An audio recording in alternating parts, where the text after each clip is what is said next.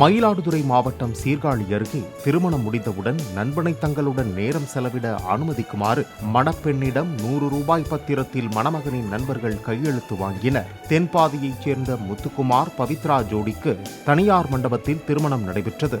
அப்போது முத்துக்குமாரின் நண்பர்கள் ஒப்பந்தம் ஒன்றை கொண்டு வந்தனர். அதில் திருமணத்திற்கு பிறகு எப்போதும் போல நண்பர்களுடன் சேர்ந்து முத்துக்குமார் வெளியூர் சுற்றுலா செல்வதற்கும் நண்பர்களுடன் என்ஜாய் பண்ணுவதற்கும் தடையாக இருக்க மாட்டேன் என மணப்பெண் பவித்ராவிடம் கையெழுத்து வாங்கினர்.